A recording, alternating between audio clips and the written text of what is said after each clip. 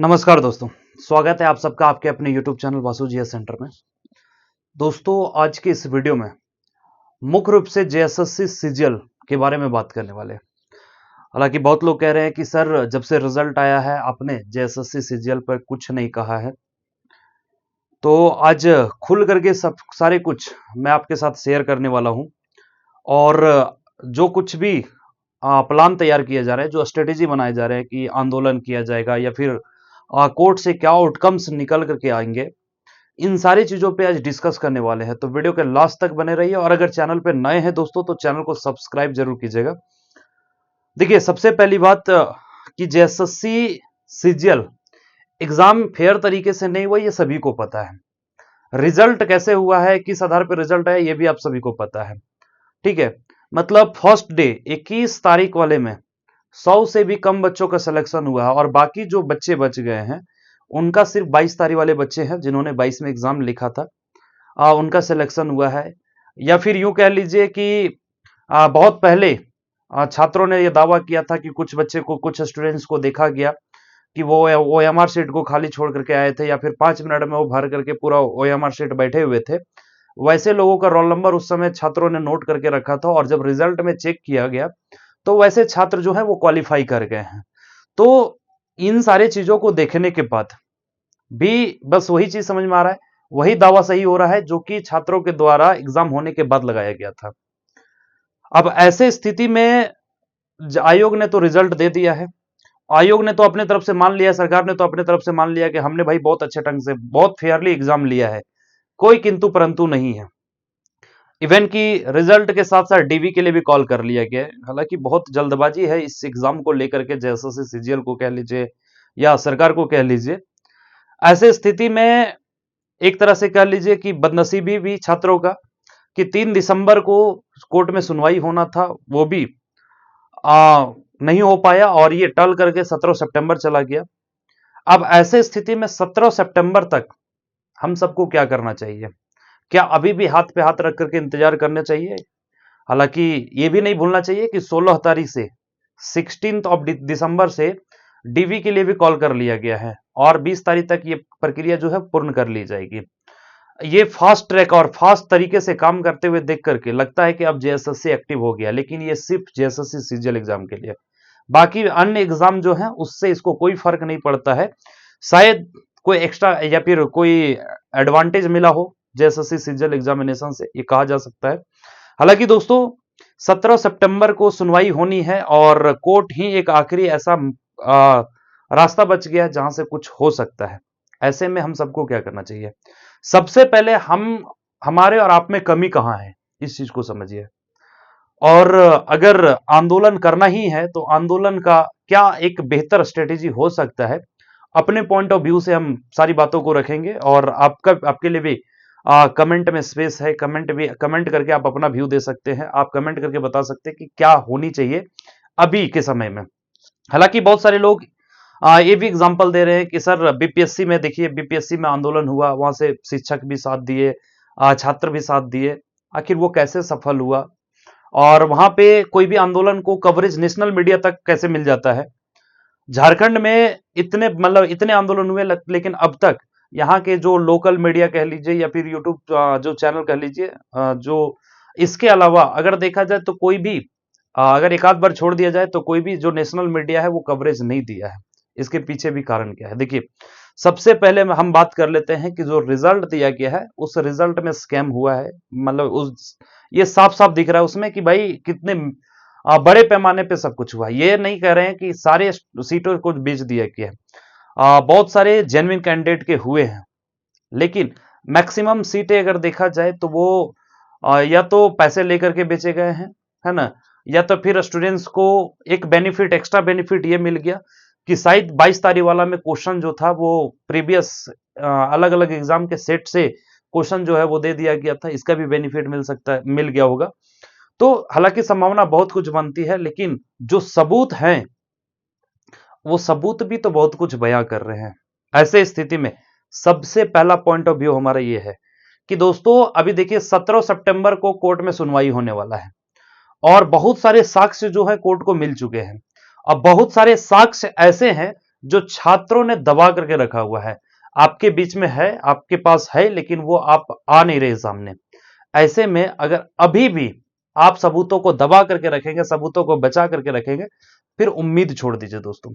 इसलिए क्योंकि अगर आप सबूत नहीं देंगे, हमारा केस मजबूत नहीं होगा, और केस मजबूत नहीं होगा तो फिर कुछ नहीं हो सकता है। अभी मैं फिलहाल कोर्ट की बात कर रहा हूं, बहुत जल्द हम आंदोलन पे भी बात करेंगे कि जो हजारीबाग से शुरू हुआ है, फिर से चिंगारी लगा है, तो उसमें कैसे हम लोग एकजुट हो सकते हैं, एक साथ हो करके एक बेहतर आंदोलन की तरफ बढ़ सकते हैं।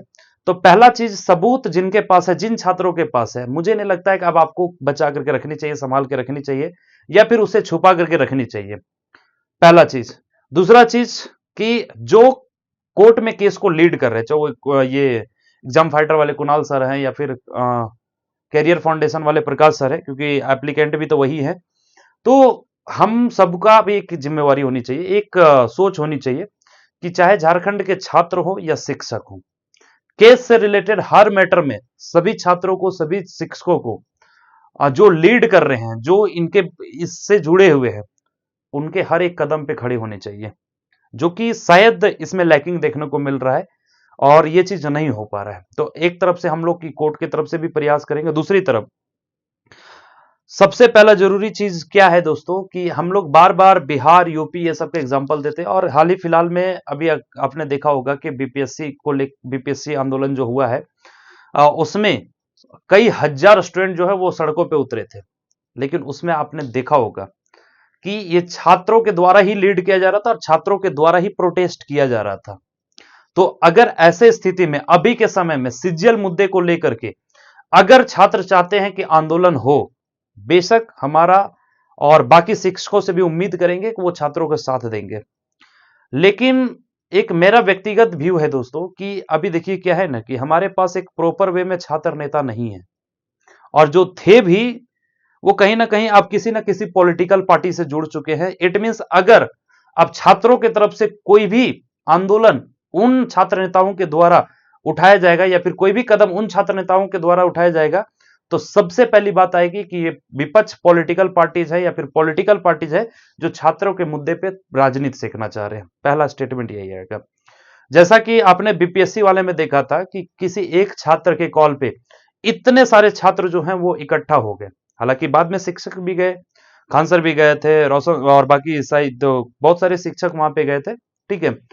और ऐसे में पुलिस प्रशासन भी सहम गई। इट मींस पुलिस प्रशासन का भी जो टेंशन है वो बढ़ गया। ऑब्वियस सी बात है, ब्रांडेड टीचर है, वो तो बढ़ेगा ही।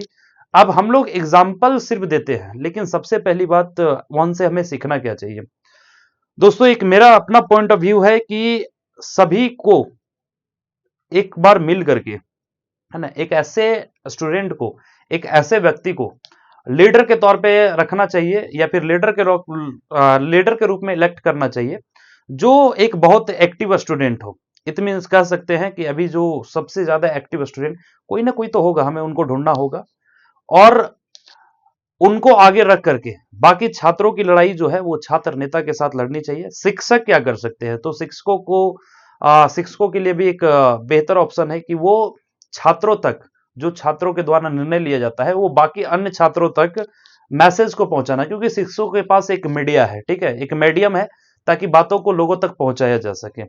तो ऐसे में क्या होगा कि छात्र को अगर एकजुट करके रखने में हम लोग सफल हो जाएंगे, शिक्षक अगर छोटी छोटी इश्यूज को, छोटे छोटे अपने ईगो को अगर साइड में रखेंगे, और छात्रों के लिए अगर लड़ाई लड़ने के लिए उतरेंगे, तो ऑब्वियस सी बात है कि हमारे पास भी, हम भी किस एक एग्जाम्पल सेट कर पाएंगे। हालांकि इस चीज को बेहतर समझने के लिए आप एक चीज देख सकते हैं कि जब बीपीएससी का आंदोलन हो रहा था, ऐसे में खान सर को जब अरेस्ट कर लिया गया, अरेस्ट करने के बाद थोड़ी देर के बाद उन्हें जब वो जब बच्चे के बीच गए, बच्चों के बीच जाने के बाद थोड़ी सी तबियत उनकी जो है वो स्वास्थ्य में कुछ प्रॉब्लम आया, जिस कारण से उन्हें हॉस्पिटल में भर्ती किया गया।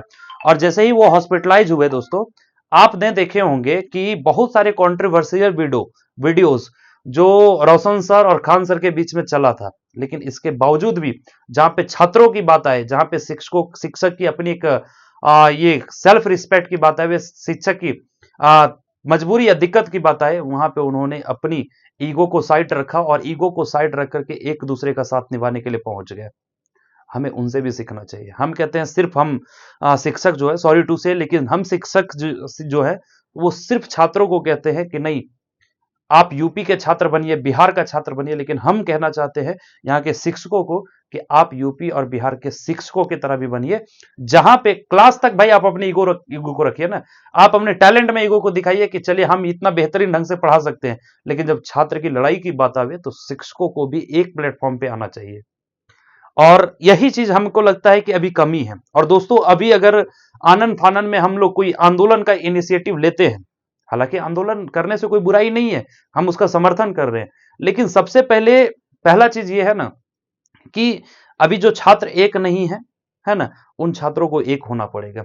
अब एक होने के लिए क्या बेहतर प्रोसीजर होगा, क्या एक बेहतर रणनीति होगा, आप लोग भी सजेस्ट कर सकते हैं, आप हमें कमेंट करके बता सकते हैं। दूसरी बात, टीचर्स जितने भी है, अरे भाई ऐसा थोड़ी कि हमारे झारखंड में मतलब टीचरों की कमी थोड़ी है, हर बच्चे कोई ना कोई टीचर से जुड़े हुए हैं, ठीक है, और कोई ना कोई टीचर से जुड़े हुए, अगर टीचर आपस में ये माइंडसेट सेट कर लेंगे कि भाई अपना पर्सनल ईगो क्लास तक और अपनी पढ़ाने के तरीके तक, जहां पे छात्र की बात आवे, जहां पे स्टूडेंट का बात आवे, जहां पे छात्रों का दिक्कत की बात आवे, वहां पे सभी शिक्षक जो है वो अपने पर्सनल ईगो को साइड में रख करके अगर एकजुट होकर के काम करेंगे तो शायद ये ज्यादा बेहतर होगा, जैसा कि खान सर के साथ रोशन सर ने बिहेव किया। ठीक है, शायद वो हॉस्पिटल में भर्ती थे खान सर, तो रोशन सर ने उन्हें जाकर के अपने हाथों से पानी पिलाया। बाकी भाई उनका वो दोनों का पर्सनल ईगो है वो चलता रहेगा, पर्सनल जो ये कॉन्ट्रोवर्सरी है वो चलता रहेगा, लेकिन जहां पे छात्रों की मुद्दा की बात है, जब वहां पे जब उनकी तबियत खराब हो गई, जब उनकी हेल्थ का बात आया, है ना, और जब छात्रों की मुद्दा धीरे धीरे धीरे लगने लगा कि नहीं अब शायद हमें साथ देना चाहिए, तो उन्होंने साथ आया, वो साथ आए, साथ निभाए। अब हमें लगता है कि सिर्फ हमें बात करने से नहीं होगा, बल्कि छात्रों को एकजुट रखने से ही काम बनेगा।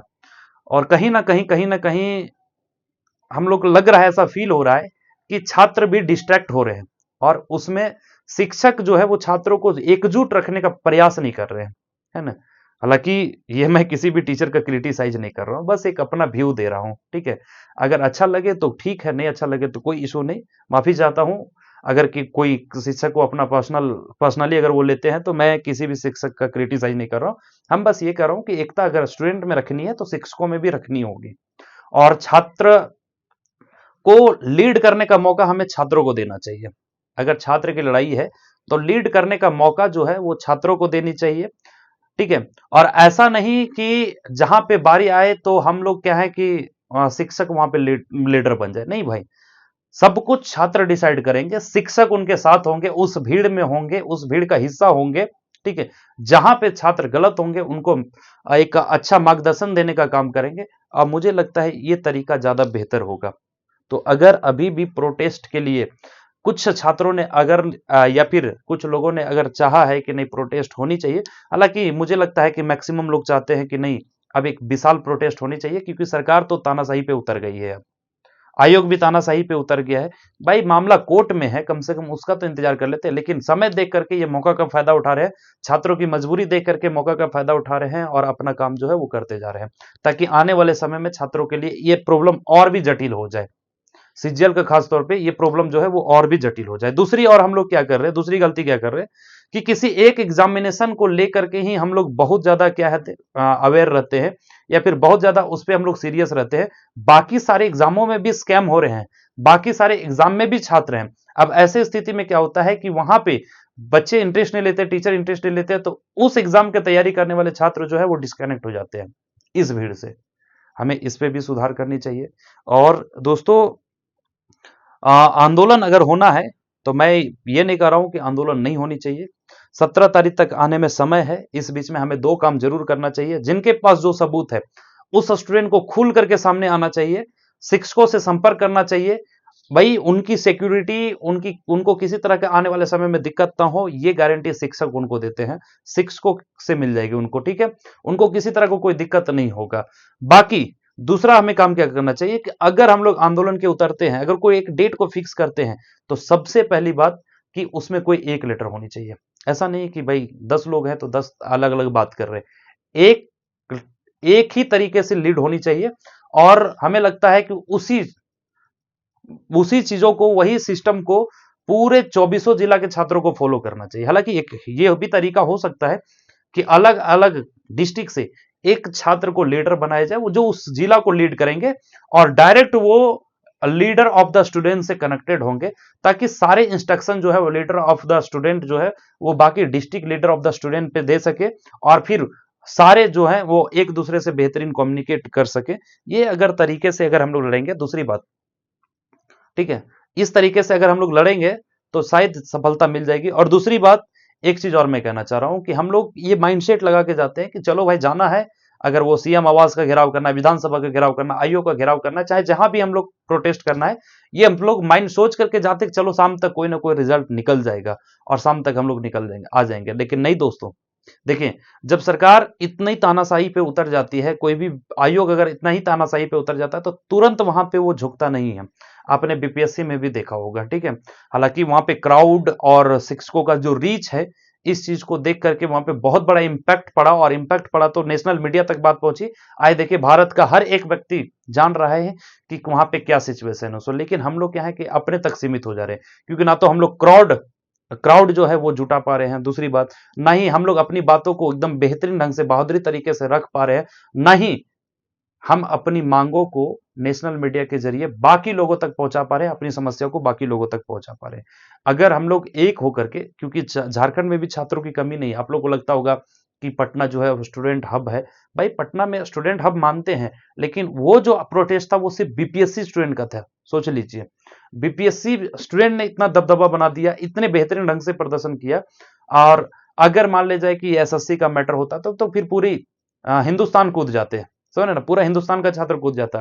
लेकिन चलिए ठीक है, कोई बात नहीं, जो वहां जो कुछ वो अपने तरीके से उन्होंने डिसाइड किया। लेकिन मुझे लगता है कि हम लोग जो छोटी छोटी गलतियां जो हम लोगों से होती है अक्सर कोई भी आंदोलन में, ठीक है, हमें लगता है अब उस चीज को सुधार करते हुए अगर आंदोलन करना है तो अभी भी एक मौका है, अभी भी हमारे पास समय है। अगर हो जाए तो ज्यादा बेहतर होगा। आप लोग भी दोस्तों अपना अपना विचार जरूर दीजिए। और रह गया सवाल सीजीएल का, गलत हुआ है, मतलब हुआ है, उसके साक्ष्य हैं और ये प्रमाणित करते हैं कि सीजीएल में गलत हुआ है। हालांकि मैं ये दावा नहीं कर रहा हूं कि टोटल 2025 में से 2025 सीटों को बेचा गया है, लेकिन मैं ये जरूर दावा कर रहा हूं कि 2025 में से 2025 सीटों में जेन्युइन कैंडिडेट का सिलेक्शन नहीं हुआ है, क्योंकि पढ़ने वाले बहुत अच्छे अच्छे बच्चों का भी रिजल्ट नहीं हुआ है, ठीक है। क्योंकि वो जितना हो सकता था, स्टूडेंट जितना हो सकता था अपने स्तर से उन्होंने मेहनत किया, लेकिन वो पैसे के सामने फीका पड़ गए। वो 2 दिन के स्टडी के सामने, 2 घंटे के स्टडी के सामने फीका पड़ गए, जिन्होंने पैसे दे करके क्वेश्चन को पढ़ा था। इस बात से दुख होती है दोस्तों, इस चीज से तकलीफ होती है। और इसीलिए मैं कह रहा हूं कि अगर अभी अगर नहीं किया ना तो फिर काफी देर हो चुका होगा, ठीक है। रह गया सवाल कि हम लोग पॉलिटिकल पार्टीज के बारे में ज्यादा सोचते हैं कि पॉलिटिकल पार्टीज हमें कोई साथ देगा। ठीक है भाई, वो साथ देगा, चुनाव तक था, वो खत्म हो गया। अब कोई भी पॉलिटिकल पार्टी 4 साल तो आपके साथ नहीं है ना। हालांकि अभी रिसेंटली हम थोड़ी देर पहले सुन रहे थे, ऐसा देख रहे थे कि बहुत सारे चैनल की ये बता रहे हैं कि जयराम महतो जी जो हैं, अब तो खैर वो भी एक विधायक हैं, है ना, और उस विधानसभा के हिस्सा हैं। तो उन्होंने ये कहा है कि अब छात्रों का जो जेएसएससी सीजीएल का एग्जाम का जो मुद्दा है, ठीक है, उस पे हम खुल करके छात्रों को सपोर्ट कर रहे हैं। तो देखिए, उनका एक अपनी विचार है, उनकी एक अपनी सोच है, लेकिन हमें नहीं लगता है कि छात्रों को किसी एक इंडिविजुअल व्यक्ति पे या फिर एक इंडिविजुअल पार्टी के भरोसे अब भी बैठना चाहिए। ठीक है, चुनाव था, चुनाव में हमने सरकार का विरोध किया, किसी का फेवर किया, वो अलग मैटर था। चुनाव खत्म हो गया, कहाँ कुछ निकल करके आया, ठीक है। अरे भाई, यही लोग अगर चाहते हैं तो क्या दिक्कत है, अब विपक्ष में बैठ रहे हैं, सरकार को मजबूर कर सकते थे, लेकिन चर्चाएं भी नहीं होगी। तो खैर ठीक है, जयराम महतो अगर साथ आ रहे हैं, कोई इशू नहीं, हमें कोई तकलीफ नहीं है। लेकिन मुझे लगता है कि ये छात्रों और शिक्षकों की लड़ाई में पॉलिटिकल चीजें जो है वो इसको दूर रखा जाए, ज्यादा बेहतर होगा, ठीक है।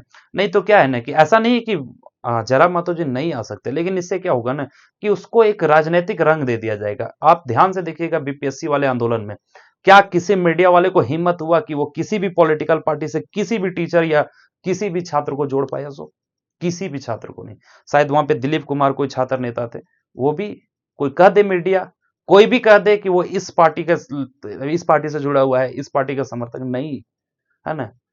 क्योंकि उन्होंने अपने आप को रिप्रेजेंट किया, वहां के शिक्षकों ने अपने आप को इस तरह से रिप्रेजेंट किया। ठीक है, तो ठीक है, जब तक पॉलिटिकली था, जब तक चुनाव चल रहा था, तब तक जिसको जो मर्जी था किया। ठीक है, जिसको जो अच्छा लगा किया। लेकिन अब क्योंकि फिर से 5 साल तो भाई यही गवर्नमेंट रहने हैं। ठीक है, और एक चीज हम लोग को सीखना चाहिए, और कि हमारी लड़ाई, देखिए, कभी भी नेता लोगों से नहीं है, कभी भी सरकार से नहीं है। हमारी लड़ाई ना किसी मंत्री से है, ना मुख्यमंत्री से है, ना ही सरकार से।